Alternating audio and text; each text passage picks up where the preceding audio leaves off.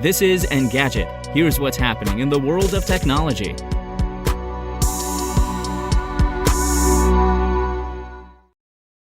Today is April 20th.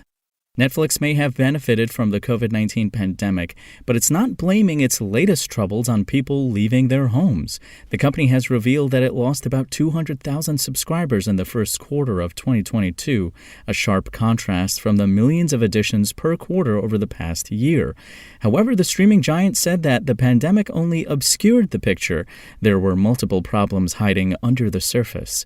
The company pointed to stiffer competition from online services like Disney Plus and Prime Video.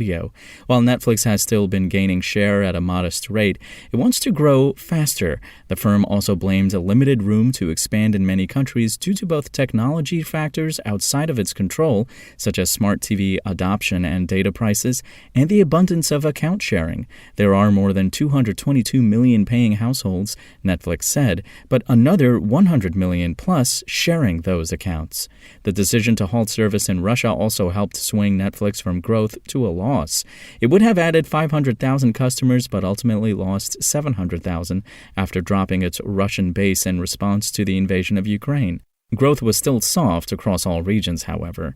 Netflix outlined multiple efforts to turn things around. It hoped to improve the quality of its shows, profit from sharing, such as an option for paid sharing in Latin America, and produce more content to suit audiences outside the U.S., where growth was stronger. These results might not pay off in the short term. Netflix still expects either mild growth, no more than 1.5 million new members, or a loss, up to 2 million, in the ongoing second quarter. With that said, Netflix is clearly under no illusion that mobile games and minor feature additions will be enough to spark renewed interest by themselves. Its fundamentals need to improve if it's going to fend off rivals.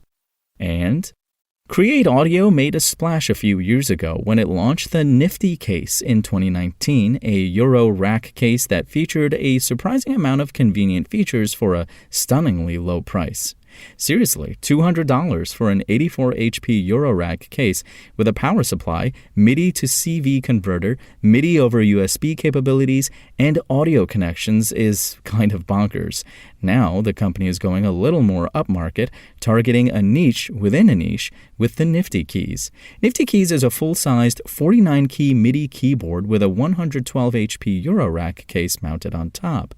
Now, at $600, it's a decent investment, especially considering you still have to fill it up with modules. But the only comparable product I can think of is the now discontinued Waldorf KB37, which retailed for $999 and was smaller and less feature-packed than the Nifty Keys, which means it's actually something of a bargain.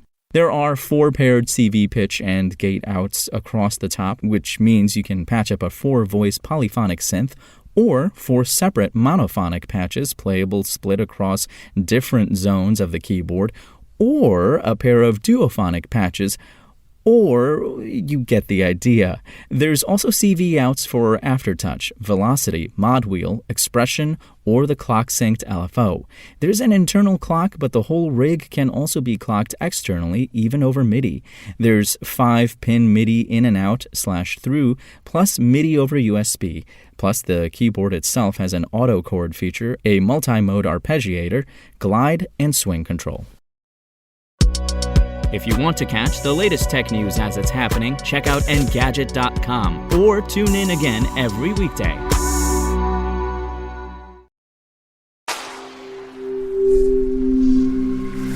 SpokenLayer.